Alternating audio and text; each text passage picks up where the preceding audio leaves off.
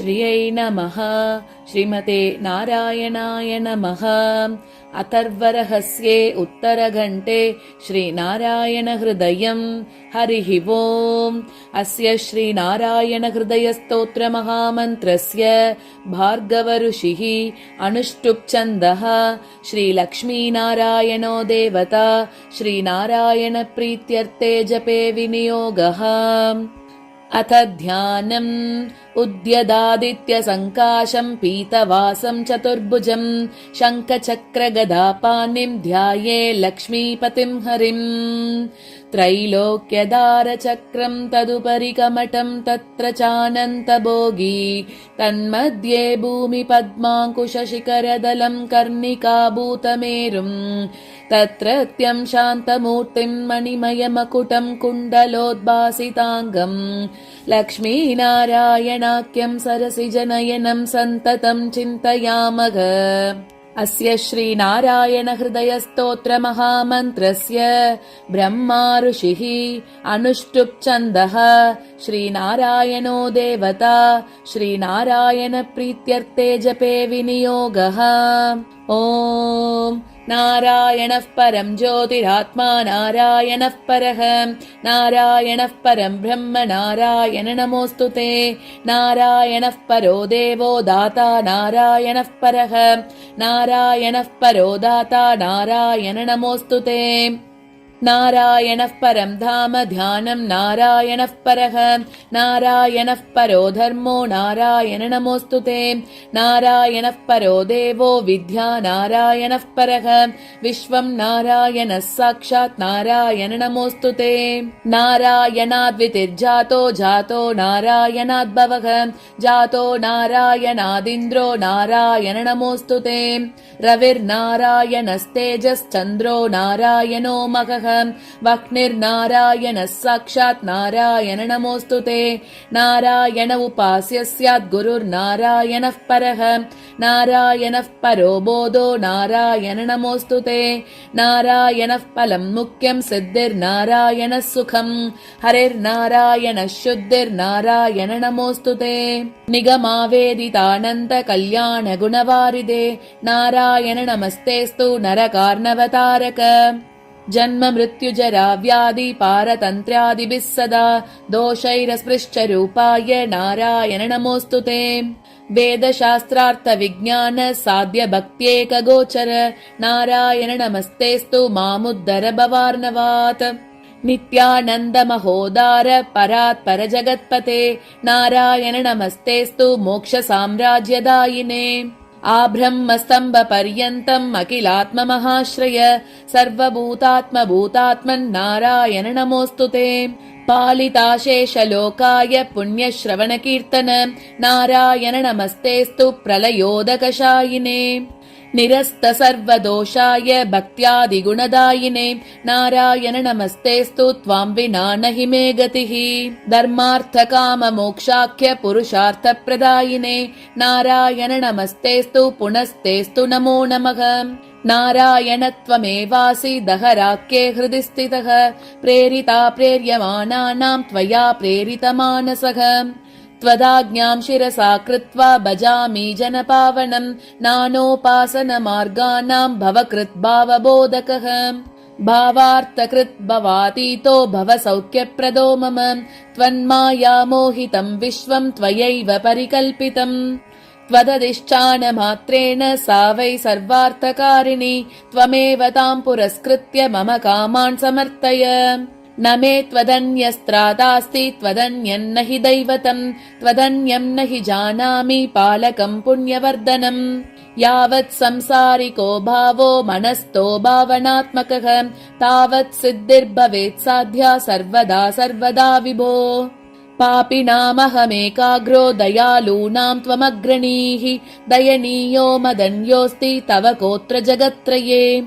त्वयाहम् नैव सृष्टश्चेत् न्यस्यात् तव दयालुताम् आमयो वा न सृष्टश्चेत् औषधस्य वृतोदयः। पापसङ्कः परिश्रान्तः पापात्मा पापरूपदृक् त्वदन्यः कोऽत्र पापेभ्यः त्रातास्ति जगतीतले। त्वमेव माता च पिता त्वमेव बन्धुश्च सखा त्वमेव सेव्यश्च गुरुस्त्वमेव सर्वं मम देवदेव त्वमेव माता च पिता त्वमेव बन्धुश्च सखा त्वमेव सेव्यश्च गुरुस्त्वमेव सर्वं मम देवदेव प्रार्थनादशकं चैव मूलाष्टकमतः परम् यः पठेत् शृणुयान्नित्यम् तस्य लक्ष्मी स्थिरा भवेत् नारायणस्य हृदयं सर्वाभीष्ट फलप्रदम् लक्ष्मी हृदयकं स्तोत्रम् यदि चैतद्विना कृतम् तत्सर्वं निष्फलं प्रोक्तं लक्ष्मीः हृद्यति सर्वदा एतत् सङ्कलितं स्तोत्रं सर्वाभीष्ट फलप्रदम् जपेत् सङ्कलितं कृत्वा सर्वाभीष्टमवाप्नुयात् नारायणस्य हृदयम् आदौ जप्त्वा ततः परम् लक्ष्मी हृदयकं स्तोत्रं जपेन्नारायणं पुनर्नारायणं जप्त्वा पुनर्लक्ष्मीनुतिं जपेत् तद्वद्धोमादिकं कुर्यात् एतत् सङ्कलितं शुभम् एवं मध्ये द्विवारेण जपेत् सङ्कलितं शुभम् लक्ष्मी हृदयके स्तोत्रे सर्वमन्यत् प्रकाशितम् सर्वान् कामान् वाप्नोति आदिव्याधिभयं हरेत् गोप्यमेतत् सदा कुर्यात् न सर्वत्र प्रकाशयेत् इति गुह्यतमं शास्त्रं प्रोक्त ब्रह्मादिभिः पुरा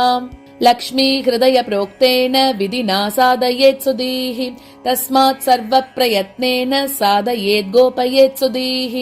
यत्रैतत्पुस्तकं तिष्ठेत् लक्ष्मीनारायणात्मकं भूतपैशाच वेताल भयं नैव तु सर्वदा भृगुवारे तथा रात्रौ पूजयेत् पुस्तकद्वयं सर्वदा स्तुत्यं गोपयेत् साधयेत् सुधीः गोपनात् साधनाल्लोके धन्यो भवति तत्त्वतः भृगुवारे तथा रात्रौ पूजयेत् पुस्तकद्वयं सर्वदा स्तुत्यं गोपयेत् साधयेत् सुधीः गोपनात् साधनाल्लोके धन्यो भवति तत्त्वतः इति अथर्वरहस्ये उत्तरभागे नारायणहृदयं सम्पूर्णम्। श्रियै नमः। अथ श्रीलक्ष्मीहृदयम्। हरिः ओम्। अस्य श्री आद्यादि श्रीमहालक्ष्मीहृदयस्तोत्रमहामन्त्रस्य भार्गवऋषिः अनुष्टुबादिना छन्दांसि आद्यासि श्रीमहालक्ष्मीसहित नारायणो देवता आद्यादि श्रीमहालक्ष्मीप्रसाद सिद्ध्यर्थे जपे विनियोगः। ॐ आद्यादि श्रीमहालक्ष्मी देवतायै नमः। अथ ध्यानम्। हस्तद्वयेन कमले धारयन्तीं स्वलीलया हारनूपुरसंयुक्तां महालक्ष्मीं विचिन्तयेत्। कौशेयपीतवसनामरविन्दनेत्रां पद्मद्वयाभयवरोद्यत पद्महस्ताम् उद्यच्चतार्कसदृशां परमाङ्गसंस्थां ध्यायेद्वितीशनतः पादयुगां जनेत्रीम् पीतवस्त्रां सुवर्णाङ्गीं पद्महस्तद्वयान्वितां लक्ष्मीं ध्यात्वेति मन्त्रेण स भवेत् पृथिवीपतिः। मातुलुङ्गगदाकेटे पानौ पात्रं च बिभ्रति वागलिङ्गं च मानं च बिभ्रति नृपमूर्धनि। वन्दे लक्ष्मीं परशिवमयीं शुद्धजाम्बूनदाभां तेजोरूपां कनकवसनां सर्वभूषोज्ज्वलाङ्गीं बीजापूरं कनककलशं हेमपद्मं ददानाम् आद्यां शक्तिं सकलजननीं सर्वमाङ्गल्ययुक्ताम् श्रीमत्सौभाग्यजननीं स्तौमि लक्ष्मीं सनातनीं सर्वकामफलावाप्ति साधनैकसुखावहाम्। स्मरामि नित्यं देवेशी त्वया प्रेरितमानसः त्वदाज्ञां शिरसा धृत्वा भजामि परमेश्वरीम्। समस्तसम्पत्सुखदां महाश्रियं समस्तकल्याणकरीं महाश्रियं समस्तसौभाग्यकरीं महाश्रियं भजाम्यहं ज्ञानकरीं महाश्रियं। विज्ञानसम्पत्सुखदां महाश्रियं विचित्रवाग्भूतिकरीं मनोरमाम् अनन्तसौभाग्यसुखप्रदायिनीं नमाम्यहं भूतिकरीं हरिप्रियाम्। समस्तभूतान्तरसंस्थिता त्वं समस्तभक्तेश्वरि विश्व विश्वरूपे तन्नास्ति यत्त्वद्व्यतिरिक्तवस्तु त्वत्पादपद्मं प्रणमाम्यहं श्रीः दारिद्र्यदुःखौकतमो निहन्त्री त्वत्पादपद्मं मयि सन्निधत्स्व दीनार्तिविच्छेदनहेतुभूतैः कृपाकटाक्षैः अभिषिञ्च मां श्रीः विष्णुस्तुतिपरां लक्ष्मीं स्वर्णवर्णस्तुतिप्रियां वरदाभयदां देवीं वन्दे त्वां कमलेक्षणे अम्ब प्रसीद करुणा परिपूर्णदृष्ट्या मां त्वत्कृपाद्रविनगेहमिमं कुरुष्व आलोकय प्रणतहृद्गतशोकहन्त्री त्वत्पादपद्मयुगलं प्रणमाम्यहं श्रीः शान्त्यै नमोऽस्तु शरणागतरक्षणायै कान्त्यै नमोऽस्तु कमनीयगुणाश्रयायै क्षान्त्यै नमोऽस्तु दुरितक्षयकारणायै दात्र्यै नमोऽस्तु धनधान्यसमृद्धिदायै शक्त्यै नमोऽस्तु शशिशेखरसंस्थितायै रत्यै नमोऽस्तु रजनीकरसोदरायै भक्त्यै नमोऽस्तु भवसागरतारकायै मत्यै नमोऽस्तु मधुसूदनवल्लभायै लक्ष्म्यै नमोऽस्तु शुभलक्षणलक्षितायै सिद्ध्यै नमोऽस्तु सुरसिद्धसुपूजितायै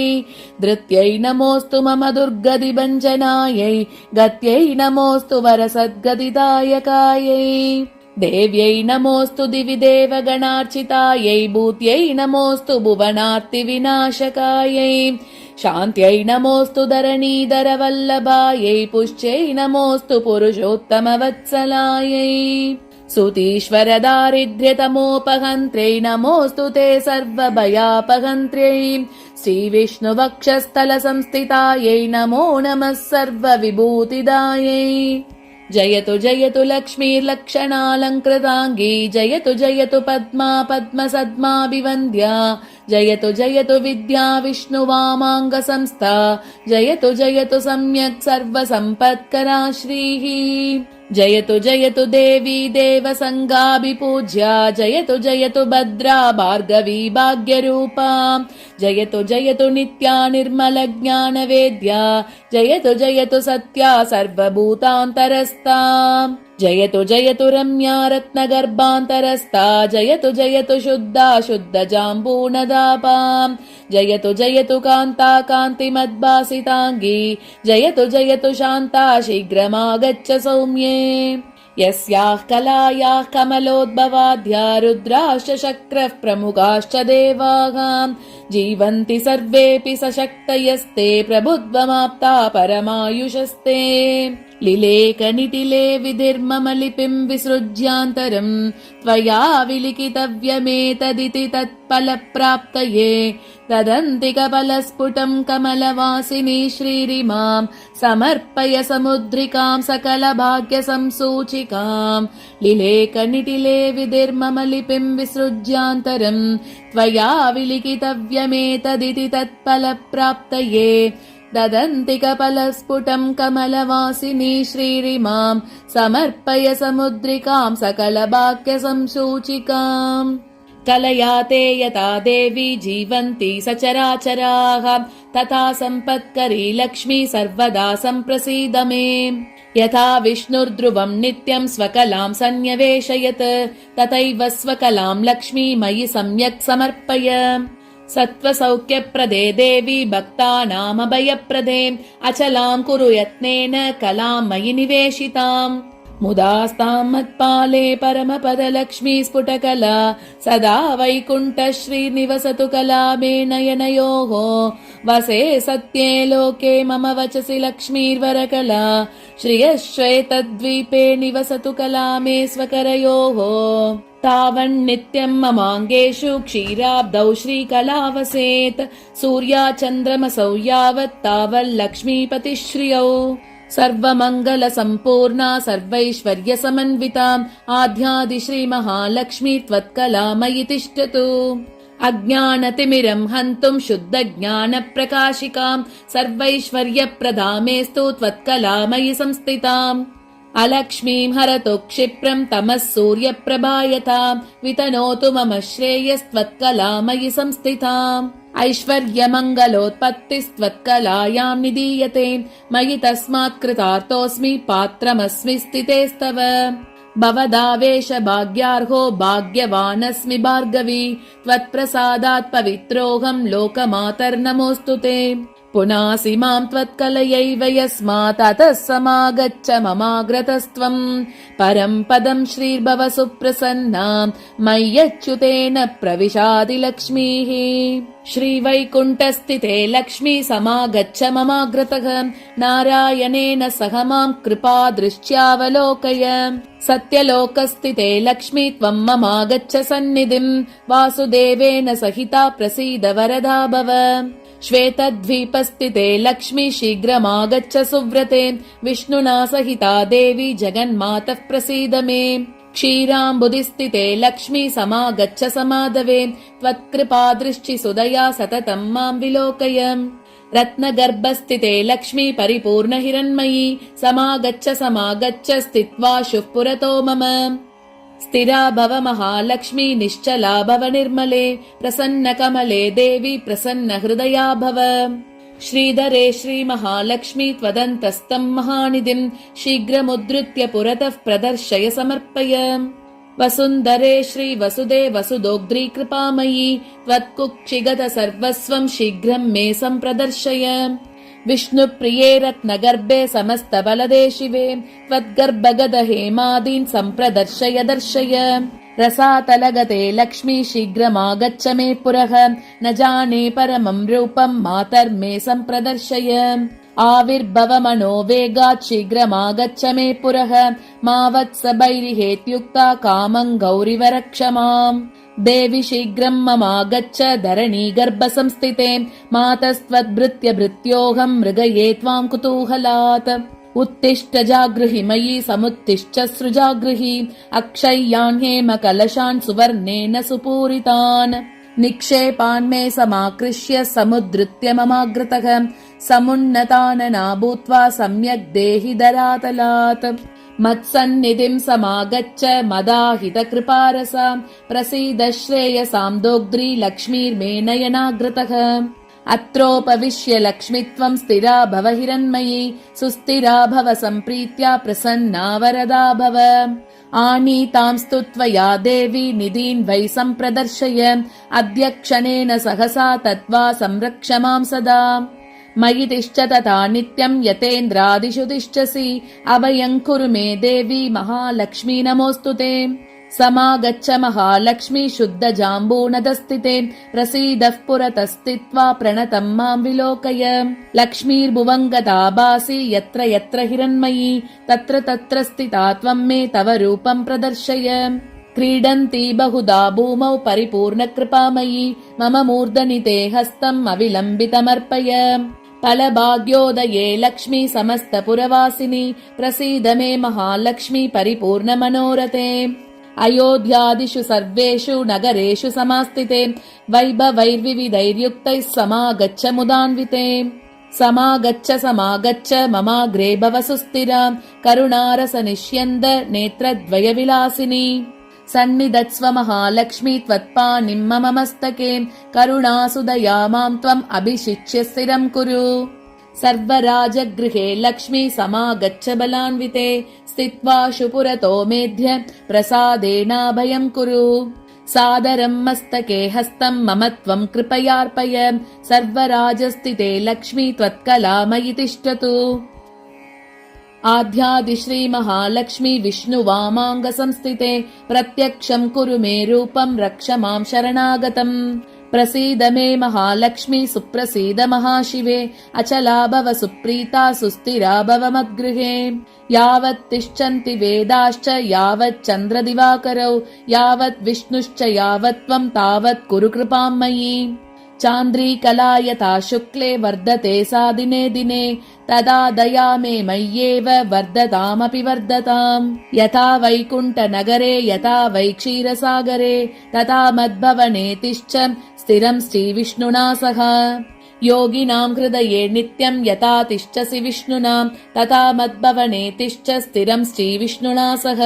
नारायणस्य हृदये भवति यथास्ते नारायणोऽपि तव हृत्कमले यथास्ते नारायणस्त्वमपि नित्यविभूततैव तौ तिष्ठतां हृदि ममापि दयान्वितौ श्रीः विज्ञानवृद्धिं हृदये कुरु श्रीः सौभाग्यवृद्धिं कुरु मे गृहे श्रीः दयासुवृष्टिं कुरुतां मयि श्रीः सुवर्णवृष्टिं कुरु मे करे श्रीः न मां त्यजेताश्रितकल्पवल्ली सद्भक्ति चिन्तामणि कामधेनो न मां त्यजेता भव सुप्रसन्ने गृहे कलत्रेषु च पुत्रवर्गे आद्यादिमाये त्वमजाण्डबीजं त्वमेव साकार निराकृति त्वं त्वया धृताश्चाब्ज भवाण्डसङ्गाः चित्रं चरित्रं तव देवि विष्णोः ब्रह्मरुद्रादयो देवाश्चापि न शक्नुयुः महिमानां तव स्तोतुं मन्दोऽहं शक्नुयां कथम् अम्ब त्वत्वत्सवाक्यानि सूक्तानि यानि च तानि स्वीकुरु सर्वज्ञे दयालुत्वेन सादरम् भवन्तं शरणं गत्वा कृतार्था स्युः पुरातनाः इति सञ्चिन्त्य मनसा त्वामहं शरणं व्रजे अनन्ता नित्यसुखिनस्त्वद्भक्तास्त्वत्परायणाः इति वेद प्रमाणार्ति देवि त्वां शरणं व्रजे तव प्रतिज्ञा मद्भक्ता न नश्यन्तीत्यपि क्वचित् इति सञ्चिन्त्य प्राणान् सन्धारयाम्यहम् त्वदधीनस्त्वहं मातस्त्वत्कृपा मयि विद्यते यावत् सम्पूर्णकामस्यां तावत् देहि दयानिधे क्षणमात्रं न शक्नोमि जीवितुं त्वत्कृपां विना न हि जीवन्ति जलजा जलं त्यक्त्वा जलाश्रयाः यथा हि पुत्रवात्सल्यात् जननी प्रस्नुतस्तनी वत्सं त्वरितमागत्य सम्प्रीणयति वत्सला यदि स्यात् तव पुत्रोऽहं माता त्वं यदि मामकी दयापयोदरस्तन्य सुधाभिरभिषिञ्च माम् मृग्यो न गुणलेशोऽपि मयि दोषैकमन्दिरे पांसूनां वृश्चिबिन्दूनां दोषाणां च न मे मतिः पापिनामहमेकाग्रो दयालूनां त्वमग्रणीः दयनीयो मदन्योऽस्ति तव कोऽत्र जगत्त्रये विधिनाहं न सृष्टश्चेत् न स्यात् तव दयालुताम् आमयो वा न सृष्टश्चेत् औषधस्य वृतोदयः कृपा मदग्रजा किं ते अहं किं वा तदग्रजः विचार्य देहि मे वित्तं तव देवि दयानिधे माता पिता त्वं गुरु सद्गतिः श्रीः त्वमेव सञ्जीवन हेतुभूताम् अन्यं न मन्ये जगदेकनाथे त्वमेव सर्वं मम देवि सत्यम् माता पिता त्वं गुरु सद्गतिः श्रीः त्वमेव सञ्जीवन हेतुभूताम् अन्यं न मन्ये जगदेकनाथे त्वमेव सर्वं मम देवि सत्यम् आद्यादिलक्ष्मीर्भव सुप्रसन्ना विशुद्ध विज्ञान सुकैकदोग्ध्रीम् अज्ञानहन्त्री त्रिगुणादिरिक्ता प्रज्ञाननेत्री भव सुप्रसन्ना अशेष वाग्जाड्यमलापहन्त्री नवं सुश्चु सुवाक्यदायिनी ममैव जिह्वाग्रसुरङ्गवर्तिनी भव प्रसन्ना वदने च मे श्रीः समस्त सम्पत्सु विराजमाना समस्त तेजस्सु विभासमाना विष्णुप्रिये त्वं भव दीप्यमाना वाग्देवता मे वदने प्रसन्ना सर्वप्रदर्शे सकलार्थदे त्वं प्रभासु लावण्य दया प्रदोग्ध्रीं सुवर्णदे त्वं सुमुखी भव श्रीः हिरण्मयी मे नयने प्रसन्ना सर्वार्थदा सर्वजगत्प्रसूतिः सर्वेश्वरी सर्वभयापहन्त्री सर्वोन्नता त्वं सुमुखी च नः श्रीः हिरण्मयी मे भव सुप्रसन्ना समस्त विघ्नौघ विनाशकारिणी समस्त भक्तोद्धरणे विचक्षणाम् अनन्त सम्मोद सुखप्रदायिनी हिरण्मयी मे नयने प्रसन्ना देवि प्रसीद दयनीयतमाय मह्यं देवादिनाथ भव देवगणादिवन्द्ये मातस्तथैव भव सन्निहितादृशोर्मे पत्या समं मम मुखे भव सुप्रसन्ना मा वत्स भैरभयदानकरोर्वितस्ते मौलौ ममेति मयि दीनजनानुकम्पे मातः समर्पय मुदा करुणाकटाक्षम् माङ्गल्यबीजमिह न सृज जन्म मातः कटाक्ष इह कामदुक्तव मनस्तु चिन्तामणिः करः सुरतरुः सदा नवनिधिस्त्वमेवेन्दिरे भवेत्तव दयारसोरसरसायण चान्वहम् मुखं तव कलानिधिर्विविधवाञ्छितार्थप्रदम् यथा रसस्पर्शनतो यशोऽपि सुवर्णता स्यात् कमले तथा ते कटाक्ष संस्पर्शनतो जनानाम् अमङ्गलानामपि मङ्गलत्वम् देहीति नास्तीति वचः प्रवेशात् पीतो रमे त्वाम् शरणम् प्रपद्ये अतः सदास्मिन्नभयप्रदात्वम् सहैव पत्या मम सन्निधेहि कल्पद्रुमेण मणिना सहिता सुरम्या श्रीस्ते कलामयिरसेन रसायनेन आस्तामतो मम च दृक्करपाणिपाद स्पृष्ट्या सुवर्णवपुषस्थिरजङ्गमा स्युः आद्यादिविष्णो स्थिरधर्मपत्नी त्वमम्ब पत्या मम सन्निधेहि आद्यादिलक्ष्मी त्वदनुग्रहेण पदे पदे मे निधि दर्शनम् स्यात् आद्यादिलक्ष्मी हृदयम् पठेद्यः स राज्यलक्ष्मीमचलाम् तनोति महादरिद्रोऽपि भवेद्धनाढ्यः तदन्वये श्रीस्थिरताम् प्रयाति यस्य स्मरणमात्रेण तुष्टा स्याद्विष्णुवल्लभाम् तस्याभीष्टम् तदात्याशु तम् पालयति पुत्रवत् इदम् रहस्यम् हृदयम् सर्वकामफलप्रदम् जपः 500 तु पुरश्चरणमुच्यते त्रिकालम् एककालम् वा नरो भक्तिसमन्वितः यः पठे शृणुयात् वापि स याति परमाम् श्रियम् महालक्ष्मीम् समुद्दिश्य निशि भार्गववासरे इदम् श्रीहृदयम् जप्त्वा 5 वारम् धनी भवेत् अनेन हृदयेनान्नम् गर्भिण्या अभिमन्त्रितम् ददाति तत्कुले पुत्रो जायते श्रीपतिः स्वयम् नरेणाप्यथवा नार्या लक्ष्मी हृदयमन्त्रिते जले पीते च तद्वंशे मन्दभाग्यो न जायते य आश्वयुङ्मासि च शुक्लपक्षे रमोत्सवे सन्निहिते च भक्त्याम् पठेत्तथैकोत्तरवारवृद्ध्या लभेत सौवर्णमयीम् सुवृश्चिम् य एकभक्त्यान्वहमेकवर्षम् विशुद्धति 7 समन्दभाग्योऽपि रमाकटाक्षात् भवेत् सहस्राक्ष शताधिकश्रीः श्रीशाङ्घ्रिभक्तिम् हरिदासदास्यम् प्रसन्नमन्त्रार्थदृढैकनिष्ठाम् कुरो स्मृतिम् निर्मलबोधबुद्धिम् प्रदेहि मातः परमम् पदम् श्रीः पृथ्वीपतित्वम् पुरुषोत्तमत्वम् विभूतिवासम् विविधार्थसिद्धिम् सम्पूर्णकीर्तिम् बहुवर्षभोगम् प्रदेहि मे लक्ष्मि पुनः पुनस्त्वम् वादार्थसिद्धिम् बहुलोकवश्यम् वयस्थिरत्वम् ललनासुभोगम् पौत्रादिलब्धिम् सकलार्थसिद्धिम् प्रदेहि मे भार्गवि जन्म जन्मनि सुवर्णवृद्धिम् कुरु मे गृहे श्रीः सुधान्यवृद्धिम् कुरु मे गृहे श्रीः